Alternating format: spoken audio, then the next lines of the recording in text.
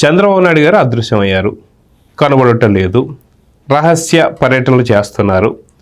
అదేవిధంగా రాష్ట్ర ఖజానాకి చిల్లు పడ్డా సరే పట్టించుకోకుండా వారి యొక్క పర్యటనలు సాగుతున్నాయి. అవి కూడా అన్నీ కూడా రహస్య భేటీలు, రహస్య మంతనాలు అని చెప్పేసి రాస్తున్నారు. నిజంగా ఏంటి? నిజంగా చంద్రబాబు నాయుడు గారు వాస్తవానికి న్యూ ఇయర్ సెలబ్రేషన్స్కి వెళ్ళారని చెప్పి కూడా రాస్తున్నారు. అదిగాక సతీమణి భువనేశ్వరమ్మ గారితో వెళ్ళారని చెప్పి, ముందే లోకేష్ గారు వెళ్ళిపోయారని చెప్పి, ముగ్గురు కలిసి ఒక పార్టీలో జాయిన్ అవుతున్నారని చెప్పి. నిజంగా 40 ఏళ్ళ కెరియర్ చూసాం చంద్రబాబు నాయుడు గారి కెరియర్. అలాంటి విలాసవంతమైనటువంటి యొక్క జీవనాన్ని కొనసాగిస్తారా? ఈ రహస్య భేటీలు ఏంటంటే ఏం చెప్తారు? ఇది ఇప్పుడు ఈ జగన్మోహన్ రెడ్డికి సంబంధించిన మీడియాకి వాళ్ళు ఎట్లా ఏం చేయాలి, ఎట్లా బురద జల్లాలి అనేది ప్రధాన ఎజెండాగా పెట్టుకొని పనిచేస్తూ ఉంటారు.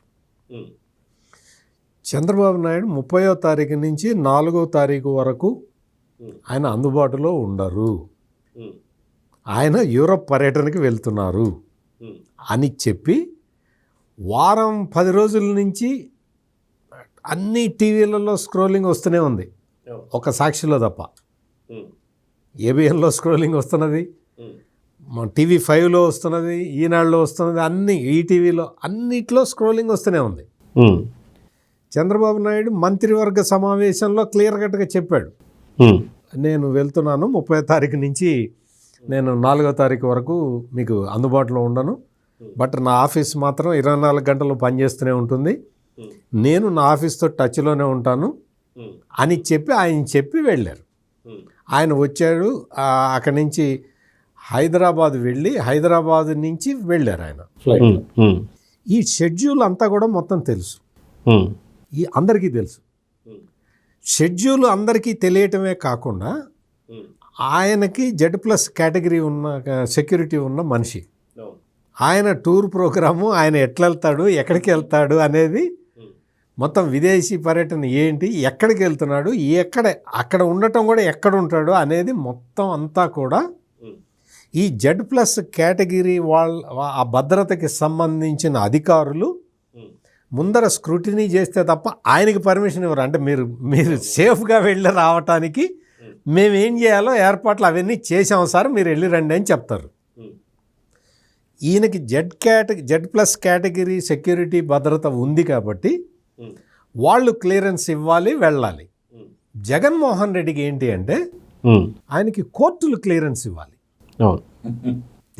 ఇది తేడా ఉంది, చాలా పెద్ద తేడా కదా ఇది. మనం వెళ్తూ మన పాస్పోర్ట్ ఎక్కడ ఉంటుంది, కోర్టులో ఉంటుంది. అక్కడికి వెళ్ళి సార్ నేను అట్ట మా అమ్మాయిని చూసి వస్తా సార్ నాకు కొంచెం పర్మిషన్ ఇవ్వండి సార్ ఇంకెక్కడికి పోను సార్, నేను మా అమ్మాయిని చూసి ఇటు వచ్చేస్తాను సార్ అంటే వెరీ గుడ్. వెళ్ళేటప్పుడు నీ ఫోన్ నెంబర్లు అవి కరెక్ట్గా ఇచ్చాడు అంటే మొన్న ఒకసారి ఏం చేశాడు, దొంగ ఫోన్ నెంబర్ ఇచ్చాడు. వేరే ఫోన్ నెంబర్ ఇస్తే సిబిఐ వాళ్ళు ఏదో మామూలుగా చూసుకుంటూ ఆ ఫోన్ కొట్టారు, మనిషి లేడు. వెంటనే కోర్టులో పిటిషన్ ఫైల్ చేశారు, అయ్యా మాకు ఇచ్చిన ఫోన్ నెంబర్ వేరు, ఆయన ఆ ఫోన్ నెంబర్లో ఆయన అందుబాటులో లేడు అని చెప్పి సిబిఐ వాళ్ళు వెంటనే కోర్టుకి ఇన్ఫామ్ చేశారు. కోర్టుకి ఇన్ఫామ్ చేస్తే కోర్టు వెంటనే ఈ ఫోన్ నెంబర్ కరెక్ట్ కాదు, నువ్వు కరెక్ట్ ఫోన్ నెంబర్ ఇవ్వలేదని చెప్పి జగన్మోహన్ రెడ్డి అడ్వకేట్లకు నోటీసులు ఇచ్చారు. అల్లే సార్, అది సార్, ఇది సార్, పొరపాటు జరిగింది సార్, ఏదో జరిగింది సార్, అది సార్, ఇది సార్ అని బతిలాడుకుంటే ఒకసారి అతను లండన్ నుంచి రాగానే నాకు వచ్చి కనపడమను అని చెప్పి జడ్జి ఆదేశాలు ఇచ్చాడు. ఎక్కడ ఇప్పుడు జడ్జి ఆదేశాలు ఇచ్చాడు, నువ్వు అతను టక్కన అక్కడెక్కడో ఉంటాడు, తప్పుడు ఫోన్ నెంబర్ ఇచ్చావు నువ్వు, ఇక్కడ ఆదేశాలు ఇచ్చేస్తే మొత్తం వీసా, పాస్పోర్ట్ అన్నీ క్యాన్సిల్ అవుతాయి, అక్కడ అరెస్ట్ చేస్తారు అక్కడ. అందుకని పరిగెత్తుకుంటూ ముందరే వచ్చాడు. వచ్చి ఇండియా ఇక్కడికి దిగిన తర్వాత, బెంగళూరుగా ఎక్కడో దిగిన తర్వాత అప్పుడు వాళ్ళ అడ్వకేట్ చెప్పాడు, సార్ వచ్చాడు సార్ అంటే, సరే బలాన్ రోజు రమ్మను అని చెబితే ఆ రోజున వచ్చాడు, హైదరాబాద్ వచ్చి కోర్టులో అటెండ్ అయ్యాడు. ఇంత ఘనమైన చరిత్ర గల జగన్మోహన్ రెడ్డి చంద్రబాబు నాయుడు టూర్ గురించి ఆయన పేపర్లో వార్తలు రాస్తాడు. ఈ ఇప్పుడు చంద్రబాబు నాయుడు ఎక్కడికి వెళ్తున్నాడు అంటే మొత్తం ఆంధ్రప్రదేశ్లో ఉన్న ప్రజలందరికీ తెలుసు.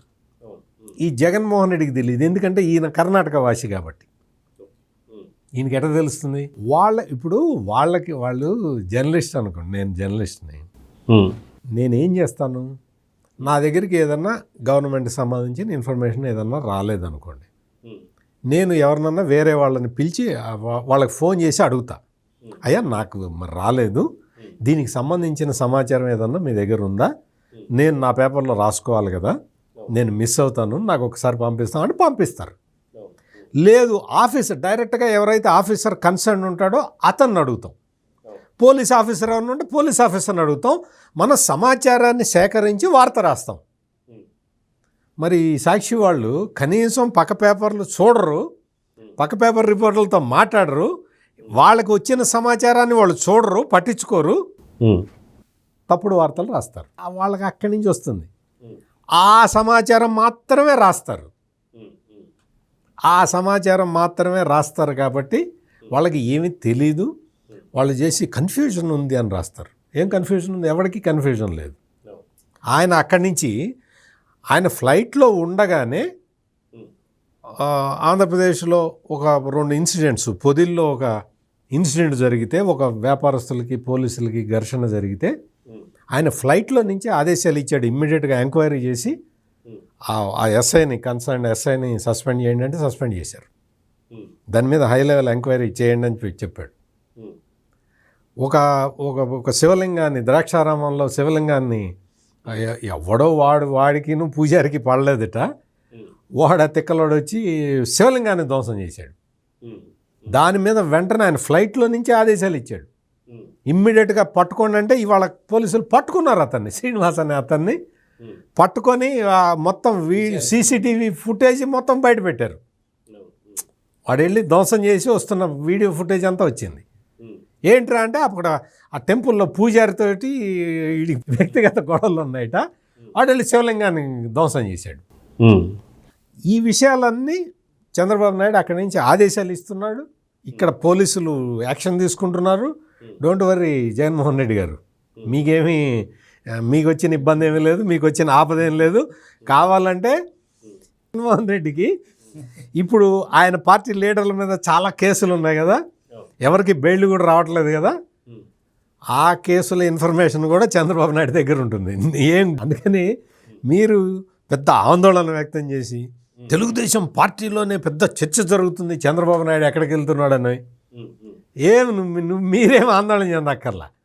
ఎందుకంటే చక్కగా ఉంది, మొత్తం అంతా అందరికీ తెలుసు, మొత్తం ఆయన ఎక్కడెక్కడికి వెళ్తాడు ఏంటి అనేది కూడా తెలుసు. ఇటువంటి పరిస్థితుల్లో ఈ సాక్షి మీడియాకి, అందులో మరి జర్నలిస్టులు పనిచేస్తున్నారో లేకపోతే అంటే తోటమాలి పని చేస్తారు కదా, గార్డెనర్లు, మరి వాళ్ళు చేస్తారో నాకు తెలియదు. కానీ అంటే వాళ్ళు కూడా ఇంత నీచంగా ఏమి రాయరు. తోటమాలు కూడా వాళ్ళు చాలా చక్కగా వాళ్ళ ఉద్యోగం వాళ్ళు చేస్తారు. ఈ సాక్షిలో ఉన్న వాళ్ళని మరి అందుకనే వాళ్ళని జర్నలిస్ట్ అనాలంటే నాకు కొంచెం ఇబ్బందిగానే ఉంది. వాళ్ళు విషయ పరిజ్ఞానం లేదు. ఇందాక అంకమరావు గారు చెప్పినట్టు పైనుంచి వాళ్ళు ఏది రాయమంటే అది రాసేవాడిని స్టెనోగ్రాఫర్ అంటారు, రిపోర్టర్ అని ఎందుకంటారు, జర్నలిస్ట్ అని ఎందుకంటారు. అందుకనే నేను ఆంధ్రప్రదేశ్ ఇన్ఫర్మేషన్ డిపార్ట్మెంట్కి ఒక రిక్వెస్ట్ పెడుతున్నాను. నేను ఈ సాక్షి వాళ్ళకి ఇచ్చే అక్రిడేషన్లు కూడా కట్ చేయండి మీరు, అనవసరం. వాళ్ళు జర్నలిస్టులు కాదు, వాళ్ళ ఆఫీసులో కూర్చొని వాళ్ళ మేనేజ్మెంట్ ఎట చెబితే అటు రాసే జర్నలిస్టులు వాళ్ళు. అందుకని వాళ్ళు జర్నలిజం ఉద్యోగమే చేస్తున్నారు. అందుకని వాళ్ళకి అక్రిడేషన్ కార్డులు ఇవ్వాల్సిన అవసరం కూడా లేదు. ఒకసారి పరిశీలించండి. Please subscribe to Leo news for more videos.